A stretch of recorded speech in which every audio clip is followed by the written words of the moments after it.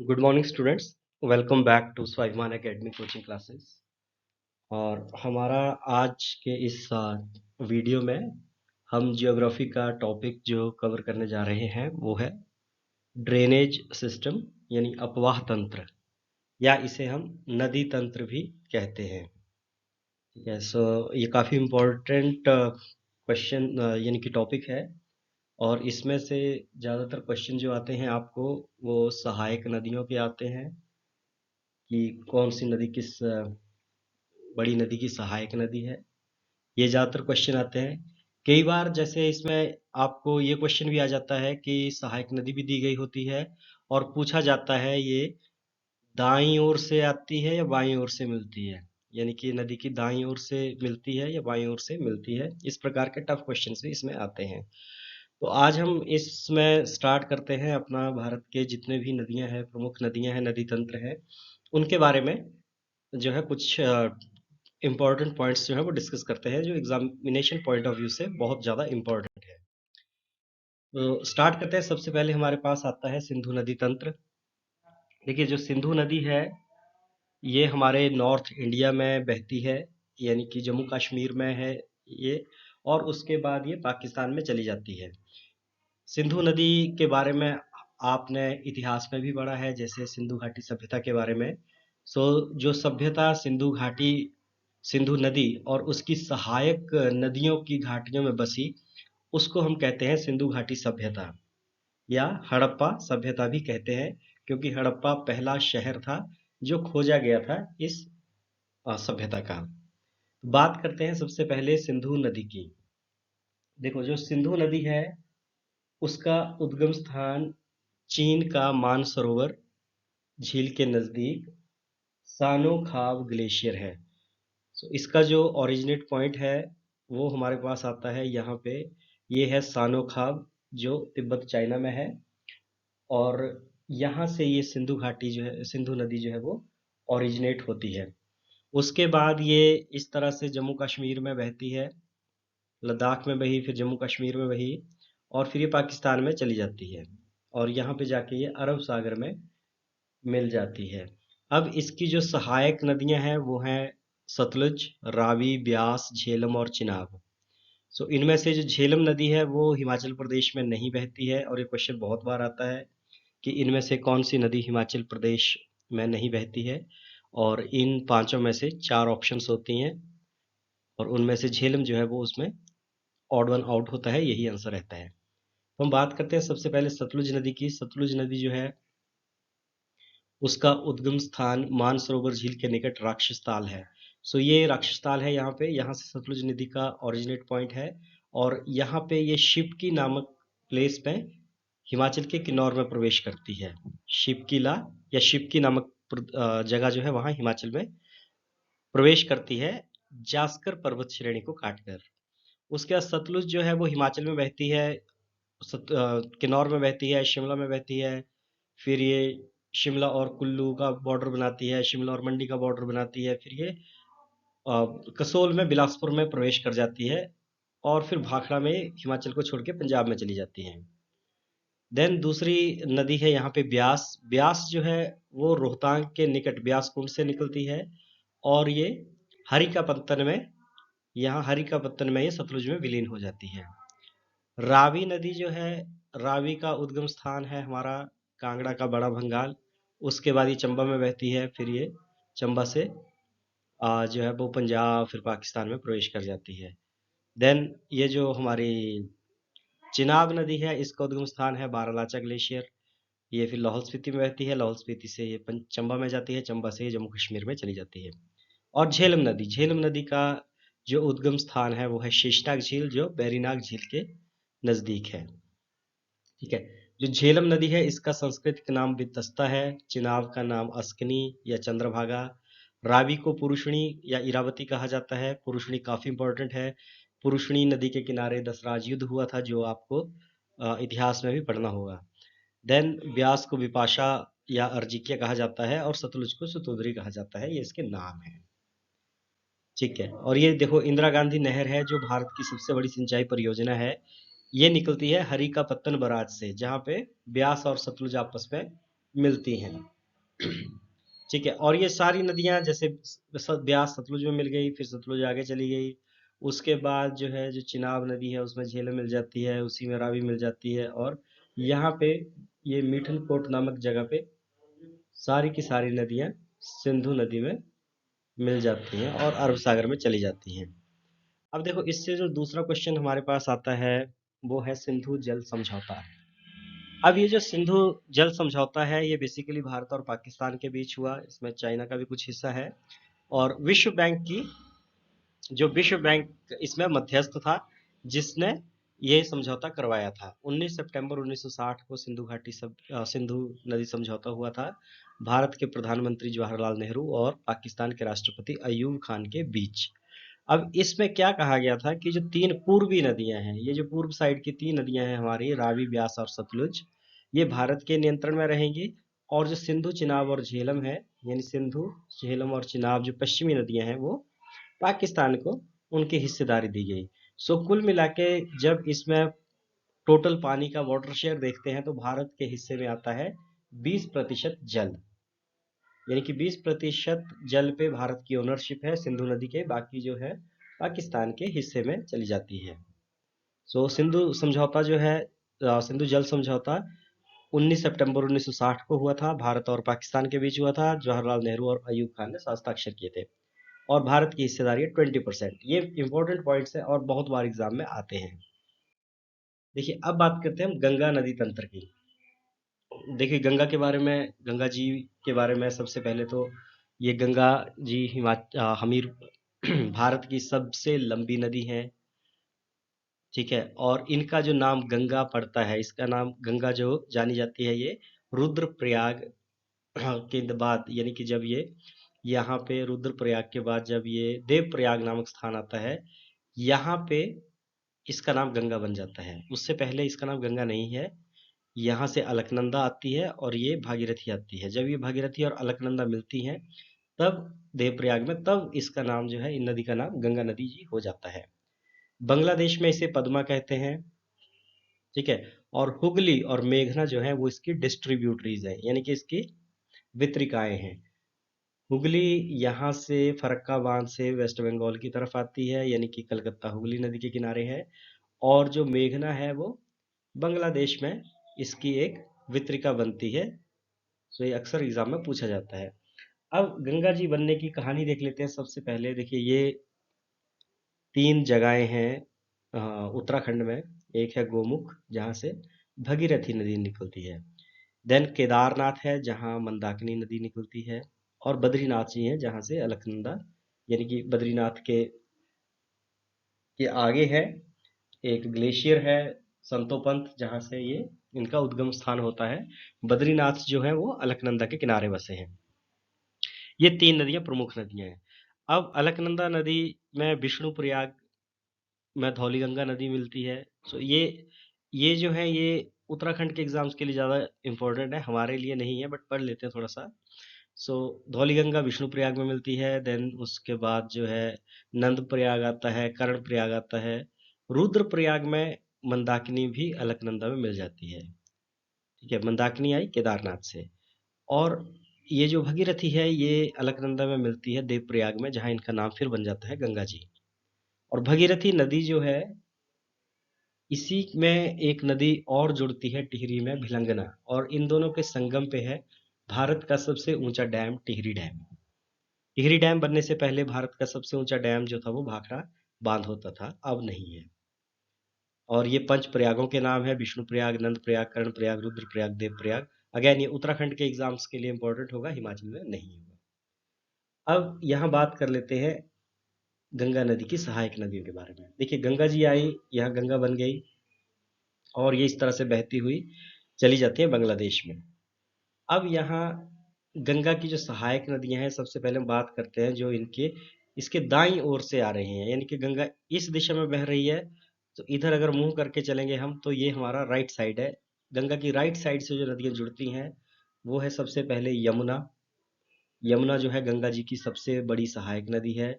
और गंगा की जो सहायक नदियां हैं वो हैं चंबल, बेतवा, केन, ये यमुना की सहायक नदियां हैं। और उसके बाद अमरकंटक से निकलने वाली सोन नदी है, वो गंगा की सहायक नदी है। देन उत्तर से इसमें आती हैं गोमती, घाघरा, गंडक और कोसी। देन हुगली इसकी वितरिका है और यहाँ पे मेघना भी इसकी वितरिका है। गंगा नदी जो है वो सुंदरबन डेल्टा बनाती है, यानी कि ब्रह्मपुत्र के साथ बांग्लादेश और पश्चिम बंगाल में। सुंदरबन नाम सुंदरी नामक वृक्ष से पड़ा है। ये सबसे बड़ा डेल्टा है, ठीक है, और यहाँ रॉयल बंगाल टाइगर्स पाए जाते हैं। गंगा जी भारत की सबसे लंबी नदी है, हमने अभी थोड़ी देर पहले पढ़ लिया। और इसके बाद चलो नेक्स्ट देखते हैं हम। और गंगा जी को पद्मा बोला जाता है बांग्लादेश में। देखिए, अब तीसरा जो हमारा नदी तंत्र है वो है ब्रह्मपुत्र नदी तंत्र। ब्रह्मपुत्र भारत की लार्जेस्ट रिवर है और वर्ल्ड की फोर्थ लार्जेस्ट है।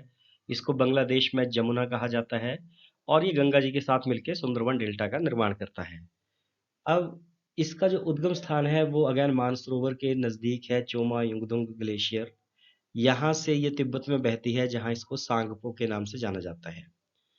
और ये अरुणाचल प्रदेश में दिहांग में ये प्रवेश कर जाती है और पासीघाट के पास ये फिर असम में आ जाती है।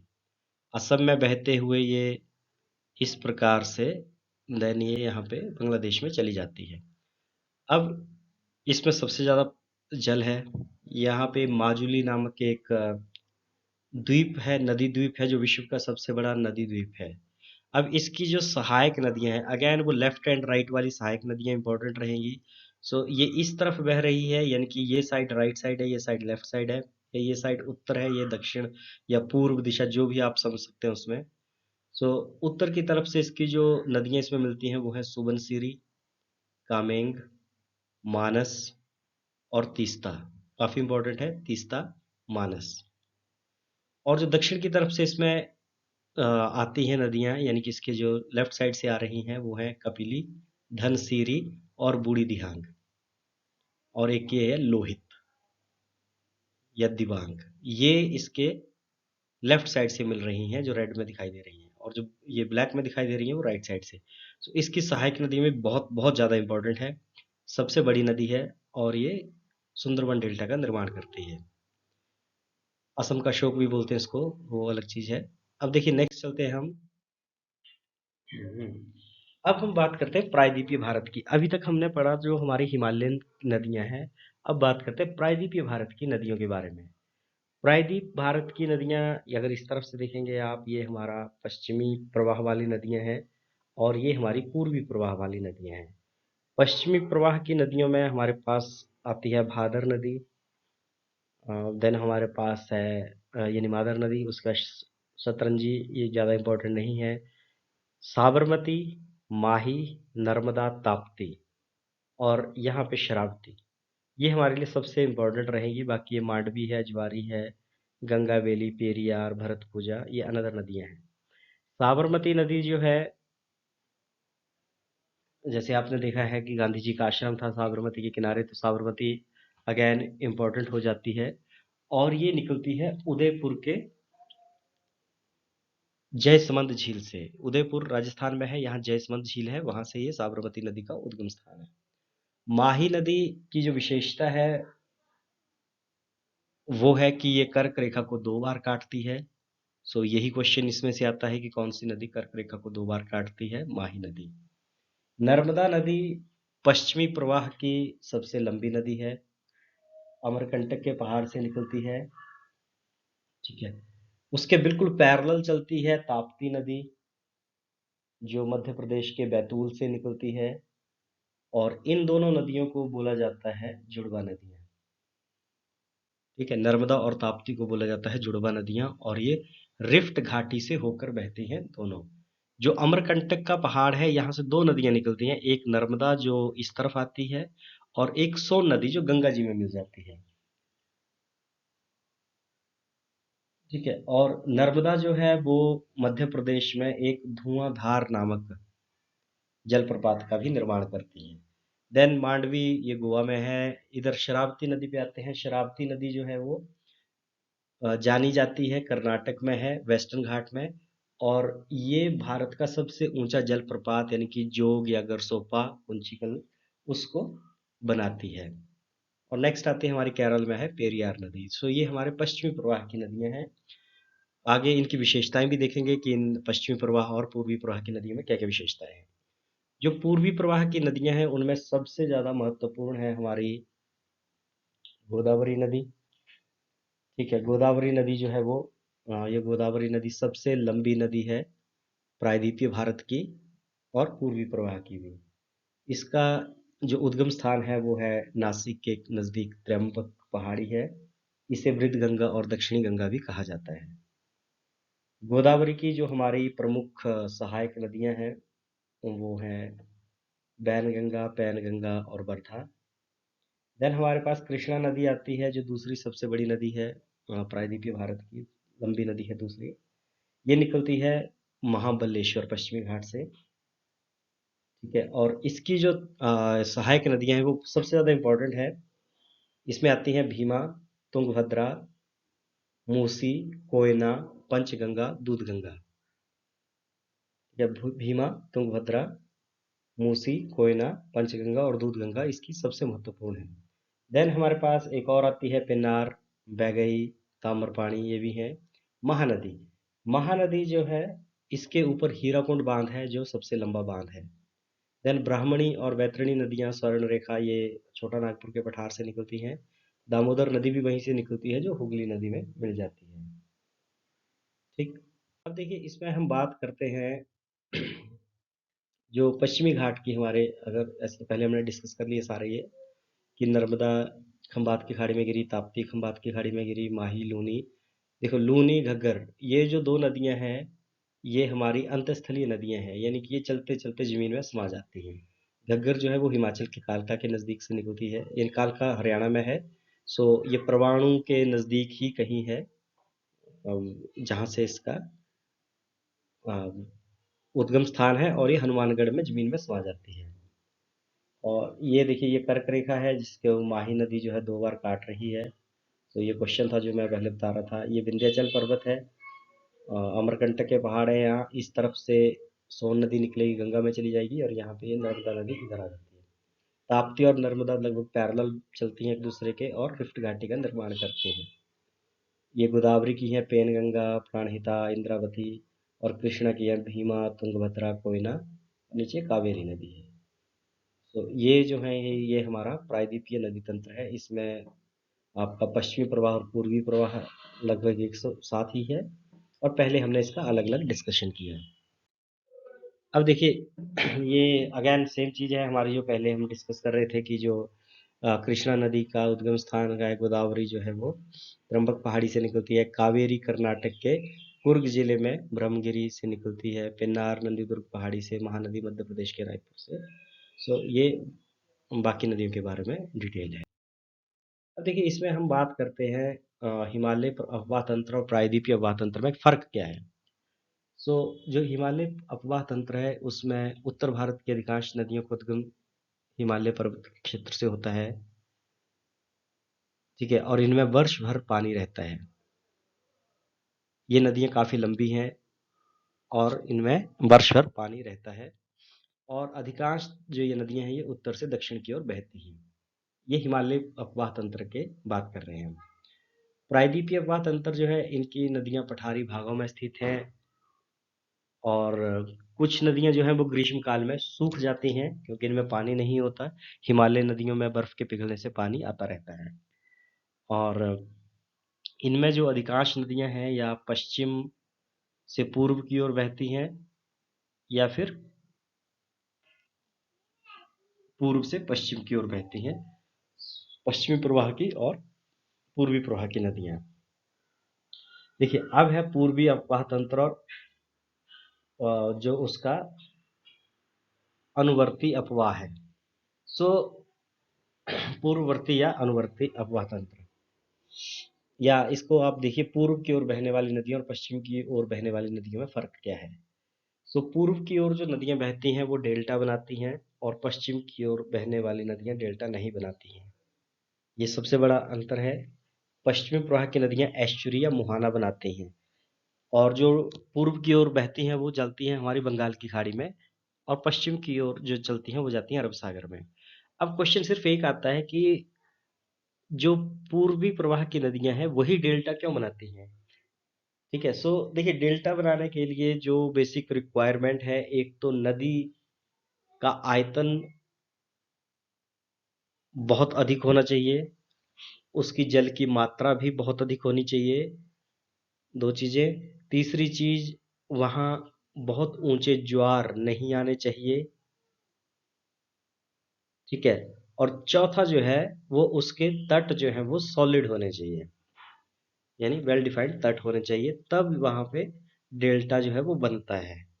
डेल्टा बेसिकली कैसे बनेगा, जैसे मिट्टियां नदी मिट्टी वगैरह बहा के लेके जाती है, और जो उसका तट है उस पे तीव्र ढलान नहीं होनी चाहिए। अगर तीव्र ढलान होगी तो वो समुद्र में चला जाएगा।